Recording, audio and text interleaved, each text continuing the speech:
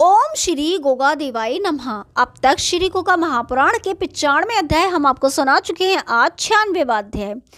जरा विचार करो कि महमूद इतनी दूर दराज से मुसीबतें झेलता हुआ सोमनाथ महल पर हमला करके उसे लूटने का हौसला उसका विफलता के कारण भी कम न हुआ।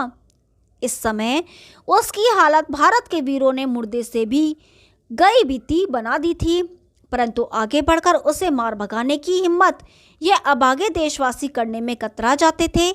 इसीलिए यह सब अपनी चौकियों पर ही डटे रहे। आगे बढ़कर महमूद को मार भगाने में उन्हें यह भय था कि अगर मारे गए तो हम सारे धन धान्य और ऐशोआराम से वंचित रह जाएंगे। धर्म रक्षक सेनापति बाणबली ने भी दुश्मन को मार भगाने का हौसला नहीं किया कि अगर युद्ध में मारे गए तो सारा ऐशो आराम और सत्ता यहीं धरी रह जाएगी और चोला सुंदरी के संग विलास करने के सौभाग्य से भी हम वंचित रह जाएंगे। देवदासी चोला सुंदरी को चाहने वाले वह सभी लोग थे जिन्होंने उसका नृत्य देखा था, परंतु मुख्य 3 ही उस पर जी जान से फिदा थे। एक तो गजनी का सुल्तान, दूसरा रुद्रभद्र और तीसरे बाणबली महाराज भीमदेव। यह दशा भारत के सभी नरेशों की हो चुकी थी। यह भारत के नरेश परस्पर कलह, ईर्ष्या और अभिमान के नशे में चूर रहते थे। अपने बड़प्पन के आगे वह दूसरों को खाता पीता नहीं देखना चाहते थे। आलस्य और अविचार इसमें अधिक भर गया था। वह अफीम खाते, मद्यपान करके रास रंग में मस्त रहते थे। इनकी प्रजा में एकता का नामो निशान भी नहीं था। अनेक पंथ और अनेक विचारों ने इनका मनोविज्ञान बिगाड़ रखा था। छूत छात के भूत ने इन्हें बुरी तरह से ग्रस लिया था। धर्म के नाम पर अधर्म करना इनका रोज का काम था। ब्रह्मचर्य जीवन को भूल यह लोग पराई नारियों के संग विलास करके ही यह अपने को 30 मार खां समझते थे। इन राजा महाराजाओं की यह दशा हो गई थी कि मारते के आगे और भागते के पीछे। गोगा वीर के जमाने वाली भारत की एकता अब छिन्न भिन्न हो गई थी। देश को एक सूत्र में बांधने वाला वीर उस काल में कोई था ही नहीं। अपनी अपनी ढफली, अपना अपना राग वाली कहावत ही देश को दुखी कर रही थी। हमारे विद्यार्थियों के दिलों को एक ही भावना कोई रहती है कि हमारे पुरखे इतने शूरवीर होते हुए भी सदियों गुलामी के दुखों को भोगने को क्यों हाथ पर हाथ बैठे रहे। मित्रों, हमारे इन वीरों ने ब्राह्मणों के बहकावे में आकर अपने निर्बल भाइयों के संग अत्याचार करके उन्हें मुसलमान होने को बाध्य किया और नारी जाति पर अत्याचार करके अपनी मान मर्यादा कोड़ियों के भाव बेच खाई। यही लालची भारतवासी अपनी इज्जत कोड़ियों के मोल बेचने को अब भी तत्पर रहते थे। इन 3-4 दिन की हार के बाद भी महमूद को भारतीय रिश्वतखोरों की कमी नहीं थी। इन्हीं भारतवासियों ने एक हिंदू योद्धा को मुसलमान बनने को मजबूर करके उसका नाम फतेह मोहम्मद रखवाया था। यही वीर सिद्धेश्वर के पीछे हाथ बांधकर सुरंग के रास्ते धकेलता हुआ ले जा रहा था। तब सिद्धेश्वर ने कहा, क्या तेरे हुक्म से? परंतु फतेह मोहम्मद ने कोई तर्क नहीं दिया। झटपट रस्सी उसके कमर में डाल और पीछे की तरफ फंसाकर उसके हाथ बांध दिए और सैनिकों से कहा, यह शख्स चलने में जरा भी आनाकानी करे तो इसका सिर धड़ से जुदा कर देना। इसके बाद उसने मशालें जलवाईं और सिद्धेश्वर को धकेलता हुआ वह सुरंग में चला गया। उसके पीछे 200 सैनिकों की सेना थी। सिद्धेश्वर को बदहवासों की तरह धकेलते हुए सैनिक सुरंग में ले जा रहे थे। अपनों से विश्वासघात करने के कारण उसका मन उसे धिक्कार रहा था। उधर डंका बजते ही मसूद सेना, नायक की सेना अल्लाह अकबर का नारा देती हुई बरसाती नदी के समान बढ़ती चली आ रही थी। विपत्तियों से न घबराने वाले तुर्क योद्धा तेज चाल से चले आ रहे थे। उनके पीछे सुल्तान महमूद था। सिंध द्वार पर जूनागढ़ नरेश की चौकी थी। सोरठी योद्धा गरज उठे। महल द्वार के पास शत्रु पहुंचने लगे और तीरों द्वारा बिंद बिंद कर धराशायी होने लगे। मुर्दों से खाई पट गई, पर अपने मुर्दों को पैरों से रोनते हुए सैनिक बड़े ही चले आ रहे थे। तभी सिंह द्वार पर पहुंचकर दुश्मनों ने आग लगा दी। आग लगने से कोट में भय फैल गया और इसी क्षण अंतरायण से अल्लाह अकबर की आवाज सुनाई पड़ी। राजपूत राजा आश्चर्यचकित हो भीतर की ओर देखने लगे। जो कुछ उन्होंने देखा उससे भयभीत होकर वे चिल्ला उठे, ना मालूम कौन सी धरती खोदकर शत्रु महल्ले में घुस आए हैं और ना जाने किस विधि से संकेतवेश्वर की बावड़ी का जल सूख गया। तभी एक के बाद एक का सिर चमकने लगा। ना मालूम दैत्य पाताल खोदकर यहाँ आ रहे हैं। सबसे आगे रस्सी में जकड़ा हुआ सिद्धेश्वर दिखाई दिया, जिसके पीछे से फतेह मोहम्मद ने तलवार का एक हाथ मारा और उसका सिर एक ही बार में कटकर अलग जा गिरा। बात करनी तो दूर रही, उसे सांस लेने का भी अवसर नहीं मिला। उसकी तड़पती लाश को वहीं छोड़कर सारे दैत्य काल भैरव चौकी तक पहुंच गए। युद्ध का जोर शोर चारों दिशाओं में सुनाई दे रहा था, परंतु यहाँ उसका किसी को भय नहीं था।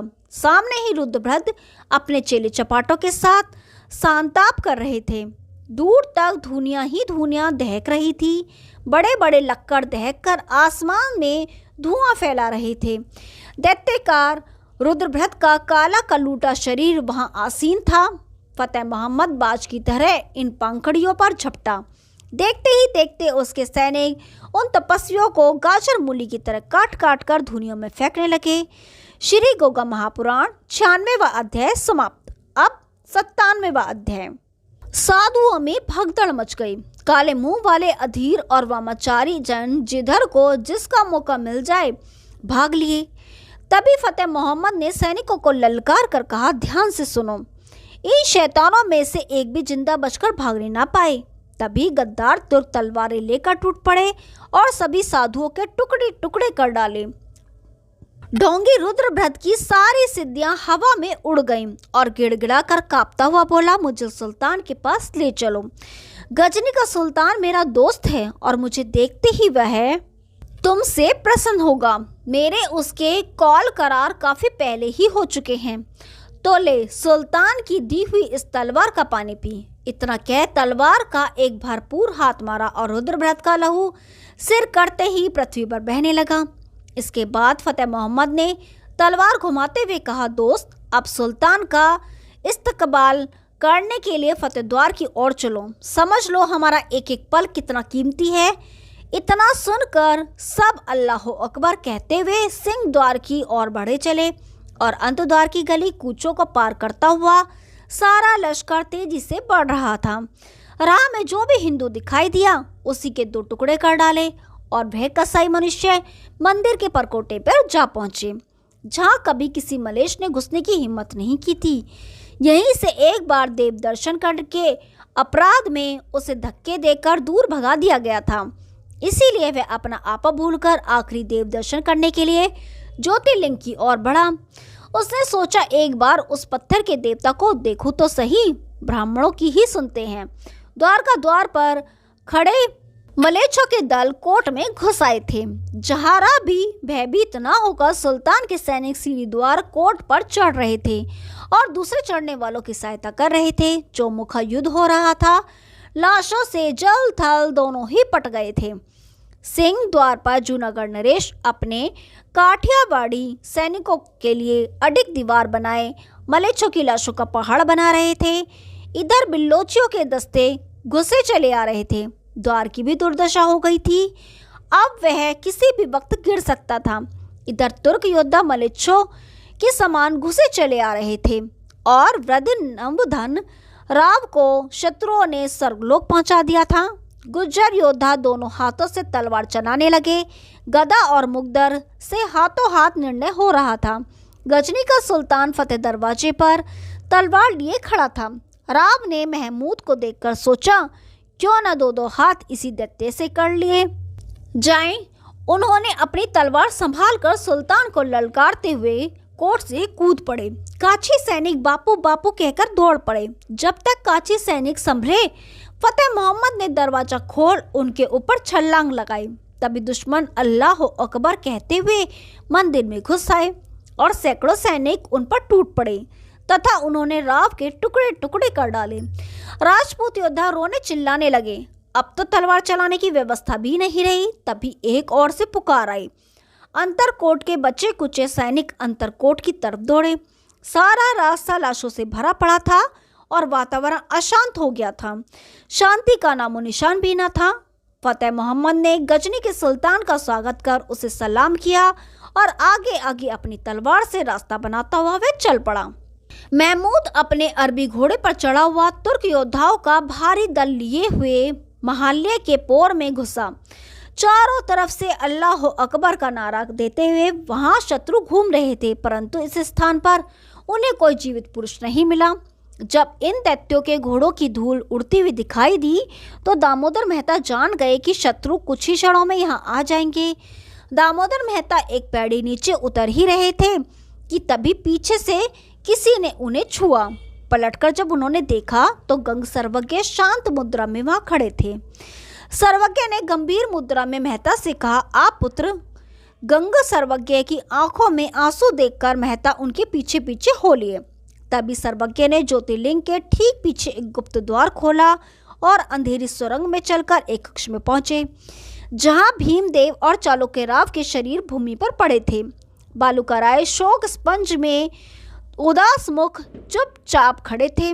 तलवार उनके हाथ में थी और उनके घाव का रक्त सूख चुका था। गंगा भी वहां उदास खड़ी थी। सर्वज्ञ ने कहा, पुत्र, चालुक्य तो स्वर्गवासी हुए, परंतु बाणबली अभी मूर्छित हैं। गुजरात के राजा की रक्षा का भार मैं तुम्हें सौंपता हूँ। भीमदेव का जीवित रहना बहुत कारणों से जरूरी है। इस समय एक एक क्षण मूल्यवान है। इतना कहकर मूर्छित भीमदेव को सर्वज्ञ अपने कंधे पर लादकर उस अंधेरी गुफा की ओर बढ़ चले। दामोदर मेहता और बालूकराय नंगी तलवारें लिए उनके पीछे पीछे चलने लगे। थोड़ी दूर चलने से उजाला दिखाई देने लगा और वह वहां जा पहुंचे जहां सामने ही समुद्र बह रहा था। महाराज भीमदेव का शरीर उन्होंने नाव पर चढ़ाकर कहा, पुत्रों, मैं तुम्हें आशीर्वाद देता हूं कि तुम सदैव सुखी रहो। इतना कहकर सर्वज्ञ तेजी के साथ उस अंधेरी गुफा में घुस गए। दोनों राज्य पुरुष उन्हें प्रणाम भी न कर सके। सर्वज्ञ अपने गीले नेत्र किए हुए अपने देवता ज्योतिर्लिंग के पास जा पहुंचे और भीमदेव की नौका खंबात की तरफ रवाना हुई। श्री गोगा महापुराण 97वां अध्याय समाप्त। कल 98वां अध्याय शुरू करेंगे। तब तक के लिए नमस्कार।